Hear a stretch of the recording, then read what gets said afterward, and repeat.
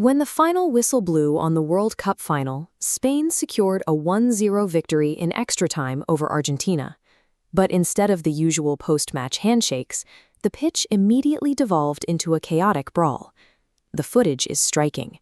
Leandro Paredes struck Eric Garcia in the throat, then grabbed a teenager, Gavi, and threw him to the turf. Nearby, an assistant coach for Argentina was even seen throwing a punch at a Spanish player. Normally, when a player loses control, the referee pulls out a red card and the match moves on. But after the final whistle, the referee's immediate authority evaporates into thin air, leaving a total enforcement vacuum right on the pitch.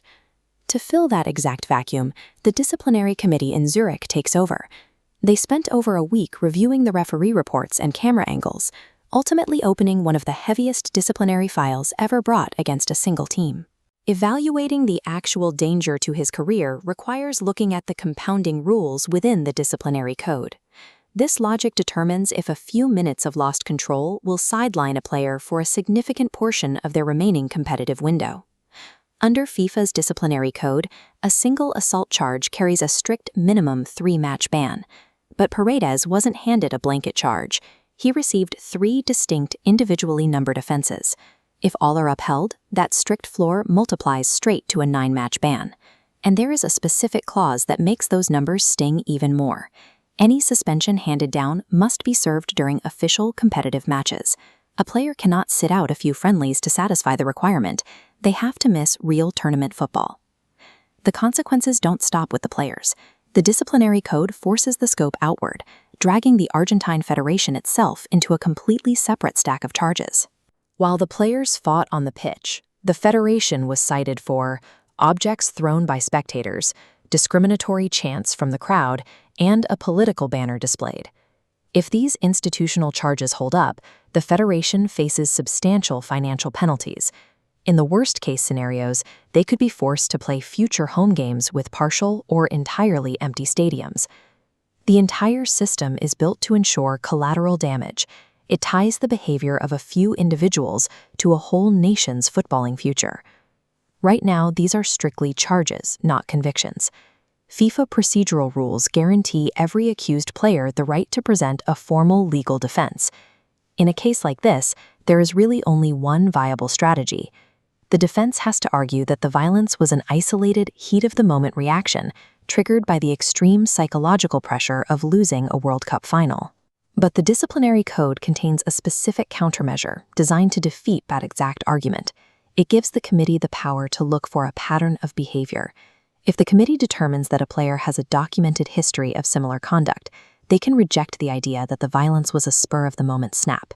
Instead, they classify it as deliberate, pushing the punishment toward the maximum limit.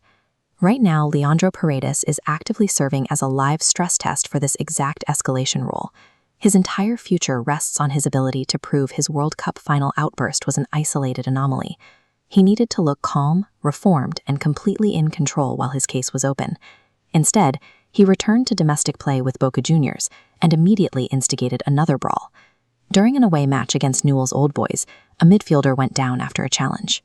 As he tried to get up, Paredes smashed the loose ball point-blank into him, sparking a massive confrontation that ultimately required police with riot shields to protect him from the home crowd. This tactical chaos is nearly identical to his actions at the 2022 World Cup in Qatar. During the quarterfinal against the Netherlands, Paredes booted a dead ball directly toward the Dutch bench, intentionally sparking a mass brawl.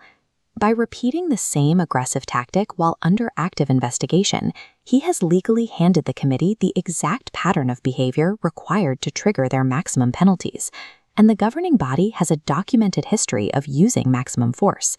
When Luis Suarez bit an opponent at a World Cup, the committee suspended him and instituted a total ban from all football activity, including club games and training, for months.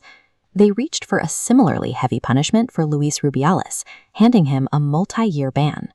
When the global spotlight is active, the committee is fully capable of ending a career. The governing body didn't have to search for a reason to escalate this case.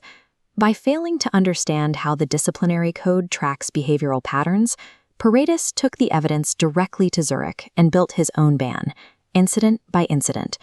For a player at his level, that failure may transform a standard suspension into a legacy-defining exile from the sport.